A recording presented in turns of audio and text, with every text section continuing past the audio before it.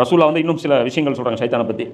தொழுகைக்கு அழைப்பு கொடுக்கப்படும் போது பாங்கு சப்தத்தை கேட்கக்கூடாது என்பதற்காக சப்தமாக காற்று பிரிந்தவனாக ஷைத்தான் புறமுதுகு காட்டி ஓடுகிறான். பாங்கு சொல்லி முடிந்ததும் திரும்பி வருகிறான். தொழுகைக்கு இக்காமத் கூறும்போது ஓடி விடுகிறான். இக்காமத் சொல்லி முடித்ததும் முன்னோக்கி கொண்டு தொழுகையாளி அதற்கு முன்பு வரை நினைத்திராத விஷயங்கள் எல்லாம் அவருக்கு நினைவூட்டி, இதை நீ நினைத்துப்பார், அதை நீ நினைத்துப்பார் அப்படின்னு என்ன சொல்கிறான் சைத்தான்னு சொல்கிறான். சொல்லி கொண்டு இருப்பான். தொழுகையாளி கடைசியாக என்ன ஆயிடுவார், தாம் எத்தனை ரக்காத்துகள் தொழுதோம் என்று சந்தேகம் ஏற்படும் அளவிற்கு சைத்தான் அவ்வாறு செய்து கொண்டிருப்பான். இதுவும் ஒரு சேட்டை, சைத்தான் இதையும் பண்ணுவான். அப்போ இதே மாதிரி இன்னொன்று நபிஸ்லாம் சொல்கிறாங்க, நபிகள் சொல்லலாம், ஒரு மனிதன் தொழுகையில் திரும்பி பார்ப்பது பற்றி விண்ணப்பப்பட்டது.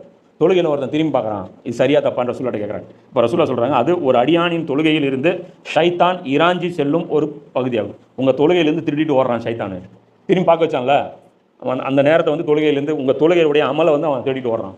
தொழுகை போச்சு அவுட்டுங்கிறான். புரியுதா?